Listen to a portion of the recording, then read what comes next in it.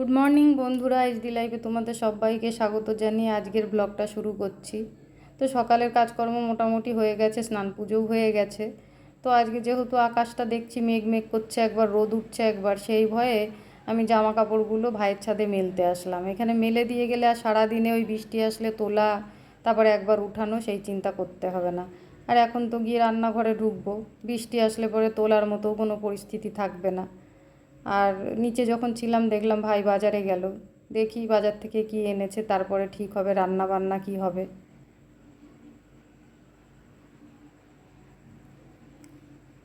জামা কাপড় মেলা হয়ে গেলে যাই এবার নিচে দেখি। চলে এসছি নিচে।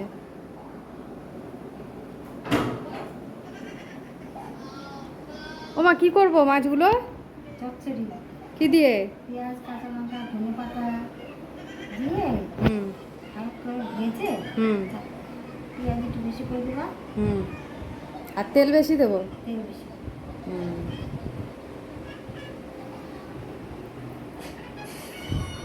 আর ইলিশ মাছ কি হবে? ইলিশ মাছ সেদিন যেমন করেছিলাম, হুম সর্ষে বাটাতে ভাপা করবা, হুম যদি ভাপা করবা সেদিন কালারটা সুন্দর আসবে। হুম লাল শাকে বলছে মাথা দিতে, হুম লাল শাকে কখন করবা? এই তো এবার গিয়ে শুরু করে দেবো। ভাত হয়ে গেছে। না না, বসাবো। তো মায়ের যেহেতু শরীর খারাপ, কতদিন ধরে কোনো কাজকর্ম করতে পারছিল না।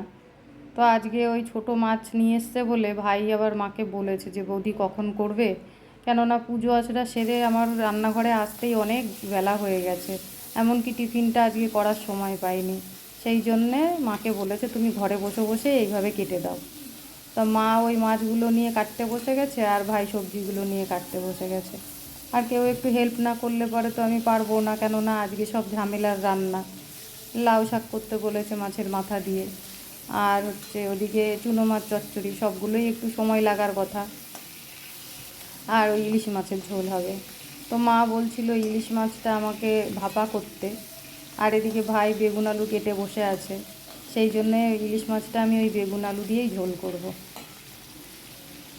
এই দেখো, মাছের বেগুন আলু কেটে রেখেছে, কত বড় বড় করে বেগুন কেটেছে দেখেছো? আর এইদিকে এইটা লাউ শাকে দেওয়া হবে, ছোট ছোট করে আলু আর বেগুন কেটে দিয়েছে।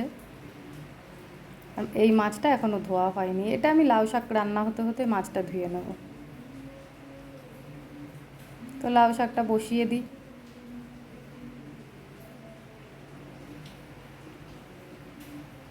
তো আমি এর মধ্যে কালো জিরে ফোড়ন দিয়ে দিলাম,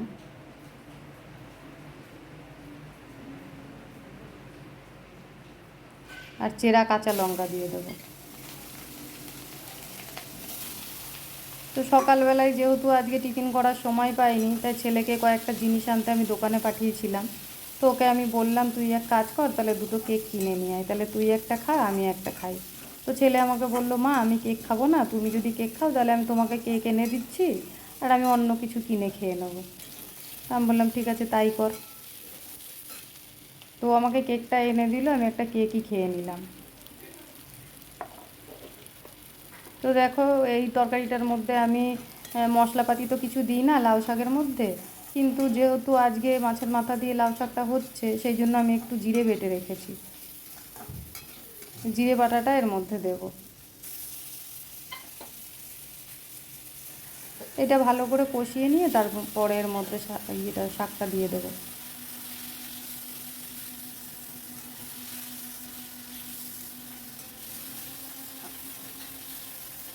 তো এই শাকটা আগে করার কারণ ভাই বাড়িতে থাকলে এই তরি তরকারি হলে পরে সকাল দিকে একটু ভাত খায়, সেই জন্য আমি আগে ভাতটা করে নিয়েছি, তারপরে লাউ শাকটা আগে করলাম। আমাকে বললো বৌদি লাউ শাকটা আগে করে নাও, সেই জন্য এটা আগে করে নিলাম। এদিকে দেখো কতটুকু হয়ে গেছে, ওর মধ্যে আবার এখন মাছের মাথাগুলো দিয়ে দেবো, দিয়ে আরেকটু রান্না হবে তারপরে নামিয়ে নেব।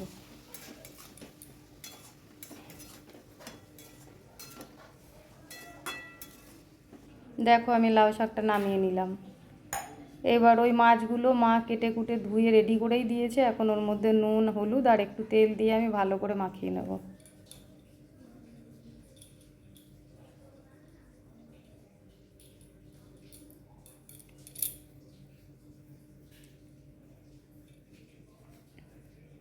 এদিকে দেখো তেল গরম হয়ে গেছে, মাছগুলো এবার ভেজে নেব। তো ওখানে অনেকগুলোই মাছ রয়েছে, যতগুলো মাছ আছে আমাকে 3-4 বার ভাজতে হবে। তো এদিকে মাছ ভাজা হতে হতে ওদিকে বাকি ইলিশ মাছের ঝোলের সব আমি রেডি করে নেব। আর লাউ শাকটা হতে হতে আমি মাছটাও ধুয়ে নিয়েছিলাম। তো দেখো এদিকে 1 পিঠ মাছের ভাজা হয়ে গেছে, আমি উল্টিয়ে দিলাম।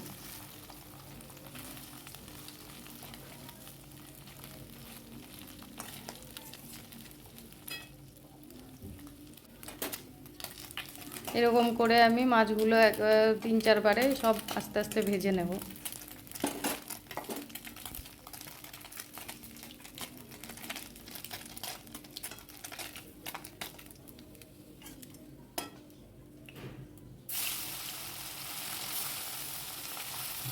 ওদিকে ওর বাবাও চলে এসছে, আর ও যতক্ষণে বাড়িতে না আসে ততক্ষণে আমার এত তাড়াহুড়ো থাকে না। ও যেই বাড়ি চলে আসে ব্যাস তখন থেকে আমার তাড়াহুড়ো শুরু হয়, কেননা ও স্নান করে বেশিক্ষণ বসে থাকতে পারে না।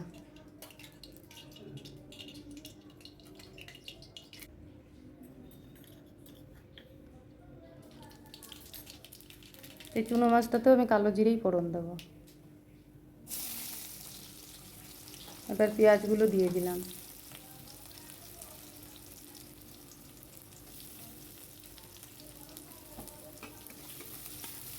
এই চুনো মাছটা বাবা খেতে ভালোবাসে, আর আমার শাশুড়ি রান্নাও খুব সুন্দর করে।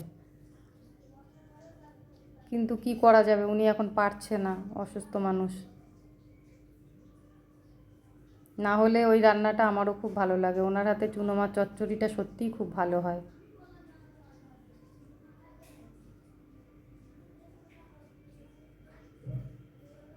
দেখো আমি পেঁয়াজ ভাজতে ভাজতে ওর মধ্যে একটু রসুন বাটা দিয়ে দিয়েছিলাম, ওটা আবার একসাথে একটুখানি ভেজে তারপরে যে বেগুন দিয়ে দিচ্ছি।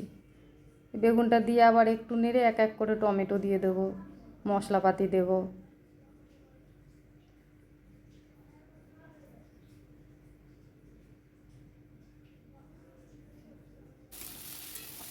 এই দেখো বেগুনটা নরম হয়ে এসছে, এবার এর মধ্যে টমেটো দিয়ে দেবো।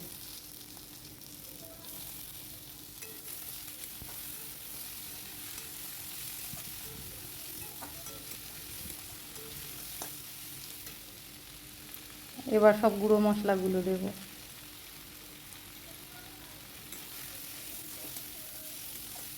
আমার ছেলেটা না এই ছোটো মাছ খেতে চায় না, সবজি খায় না, ছোটো মাছ খায় না, তারপরে কোনো চর্বি জাতীয় কোনো কিছু খায় না, যদি মাছে তেল থাকে সেই মাছের তেলটা খায় না।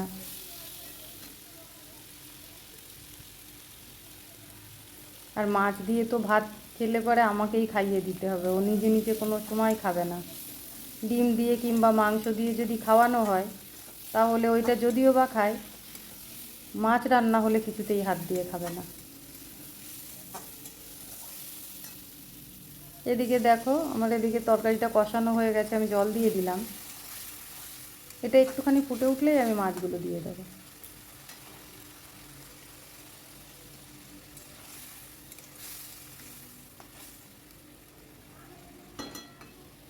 দেখো ফুটে উঠলে আমি মাছটা দিয়ে দেবো বলছিলাম, মাছটা দিয়েও দিলাম। হয়ে গেছে মাছটা, এবার এর মধ্যে একটু ধনেপাতা দিয়ে নামিয়ে নেব। রেডি মাছ চচ্চড়ি। এবার বাকি থাকলো মাছের ঝোলটা, ওইটা করে নিলেই হয়ে যায়। এবার আমি ইলিশ মাছটা রান্না করব। যে কড়াইতে তেল দিয়ে দিয়েছি, আর এই যে আগেই মাছগুলোতে হলুদ আর নুন মাখিয়ে রেখে দিয়েছি। তেলটাও গরম হয়ে গেছে, এবার মাছগুলো ছেড়ে দেবো।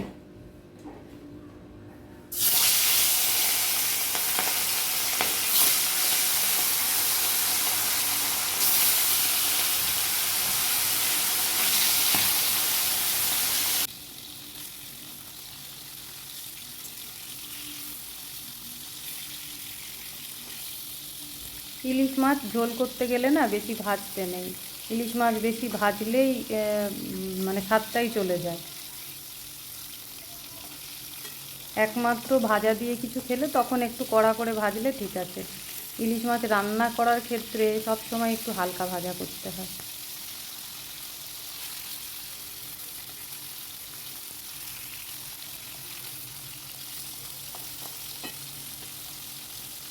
তো মাছ ভাজা আমার হয়ে গেছে, এবার সব উঠিয়ে নেব। এই মাছটা তুলতে গিয়ে একটু ভেঙে গেল।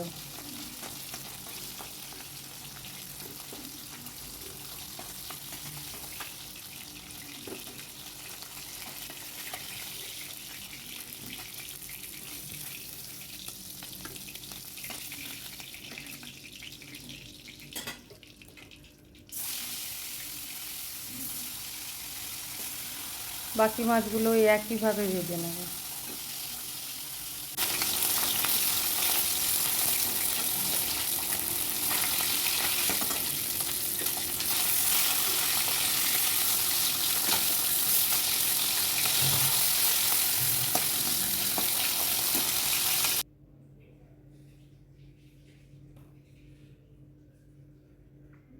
এবার বেগুনগুলো আমি আগে ভেজে নেব, না হলে একসাথে করতে গেলে পরে আলু গলবে না, বেগুনগুলো গলে মিশে যাবে।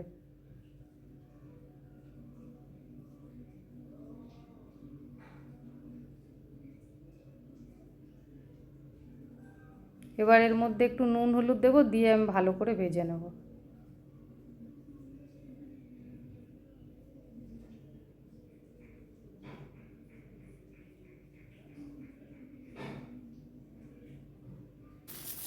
বেগুন ভাজা হয়ে গেছে, সব তুলে নিলাম।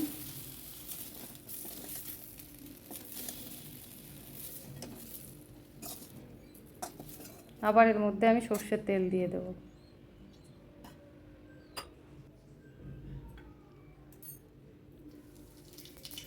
জিরে ফোড়ন দিলাম, আর একটু কালো জিরে। এদিকে ওর বাবাও তো ঘরে বসে আছে, সেই জন্য আরও তাড়াহুড়ো করছি। মাছের ঝোলটা হয়ে গেলেই আগে ওকে খেতে দিয়ে দেবো, ও খেয়ে বেরিয়ে যাবে, তারপরে বাকি কাজকর্মগুলো সারবো।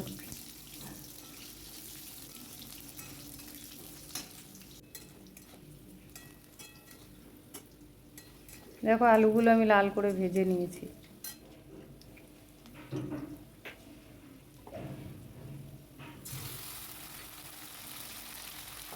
এই যে মশলাটা এখানে দিলাম, এখানে জিরে আর লঙ্কা বাটা আর হলুদ দিলাম, আর লবণ দিয়ে দেবো। ইলিশ মাছে সেরম মশলাপাতি কিছু লাগে না, আর যেহেতু বেগুন দিয়ে ঝোলটা হচ্ছে তাই একটু জিরে লঙ্কা বাটাই দিলাম।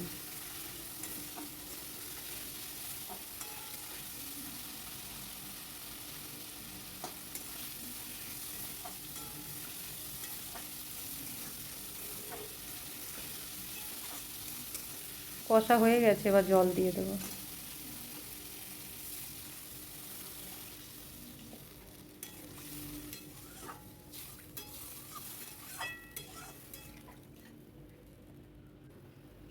যে ফুটে গেছে, এবার বেগুনগুলো দিয়ে দেবো।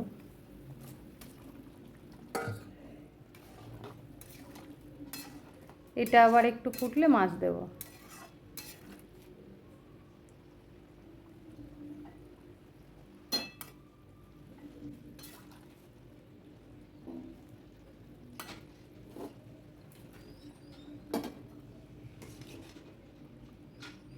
মাছটা দিয়ে দিয়েছি, এবার একটু ফুটে উঠলেই আমার মাছের ঝোল রেডি হয়ে যাবে।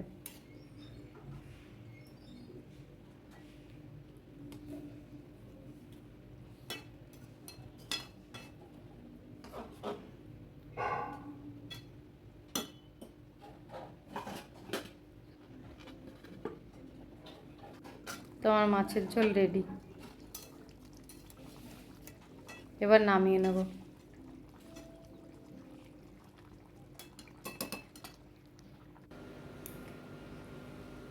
এই যে ইলিশ মাছের ঝোল, এই যে মৌরলা মাছের ঝাল,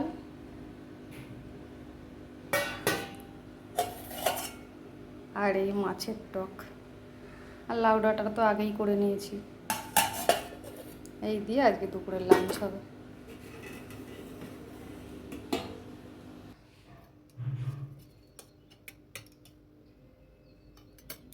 তো ওর বাবাকে আমি খেতে দিয়ে দিয়েছি, এবার মাছের ঝোলটা দেব। ও আবার ছোটো মাছ খায় না বললাম, সেই জন্যে ছোটো মাছ আর দিইনি। ওই লাউ ডাঁটাটা দিয়েছি, ওইটা দিয়ে খাচ্ছে। এবার মাছের ঝোলটা দেবো, এই দুটো দিয়েও খেয়ে নেবে। বাটিটা এত গরম, আমি আবার রেখে নিলাম, একটু নিয়ে আবার ঠিক করে ধরলাম।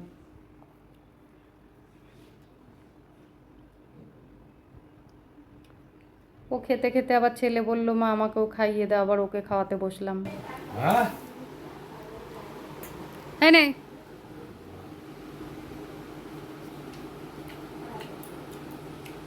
হ্যালো গেম খেলো শুধু। হ্যালো।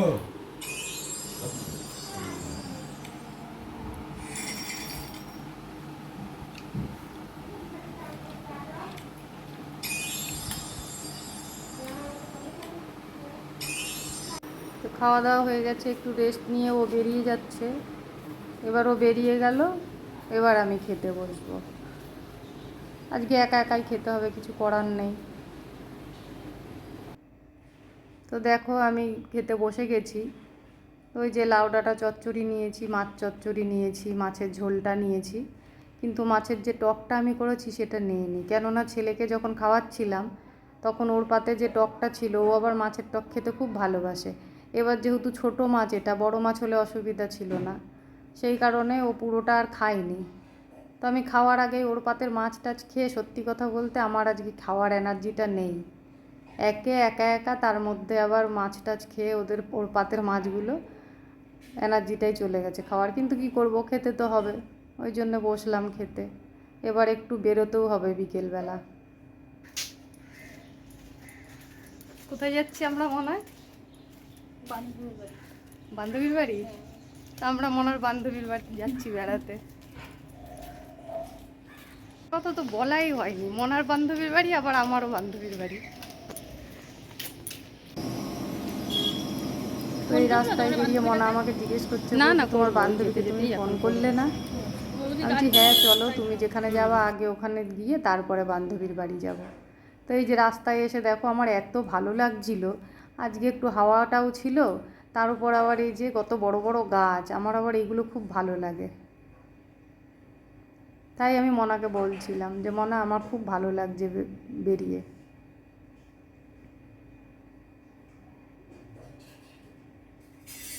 আবার এইদিকে রেল লাইন, এদিকেও দেখো কত গাছ। তো চলে এসেছি আমি ওর বাড়িতে, কিন্তু ওর ঘরের থেকে না আমার বাইরেটা খুব ভালো লেগেছে। ওর বাইরে কত গাছ টাছ বেশ লাগানো আছে, কত ফুল হয়েছে। তো ওর ঘরে ঢুকতে ঢুকতে ও বললো এটা খা ওটা খা, কিছুই তো আমি খাইনি। তো ঘরে ওদের গাছের আম ছিল, কেটে দিল, সেইটা খেলাম।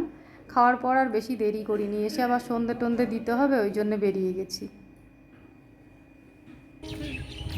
অনেক ওষুধ দিয়েছি, এত খরার গন্ডায় ওষুধ, কত ওষুধ। ও ফোনে কথা বলতেই ব্যস্ত, আমরা বাড়ি ফিরছি,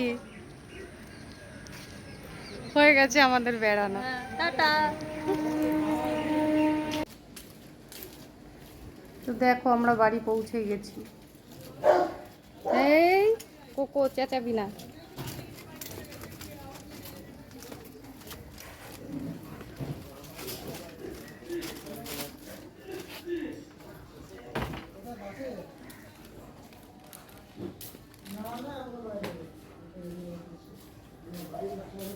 এই তুই চিনিস না আমাদের?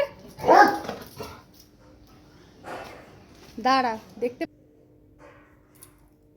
তো আমরা চলে এসেছি বাড়িতে, আর আজকের ভিডিওটা এই পর্যন্তই। যদি ভিডিওটা ভালো লেগে থাকে তাহলে লাইক কমেন্ট করো, আর চ্যানেলে যদি নতুন হয়ে থাকো তাহলে চ্যানেলটা সাবস্ক্রাইব করে দিও। টাটা।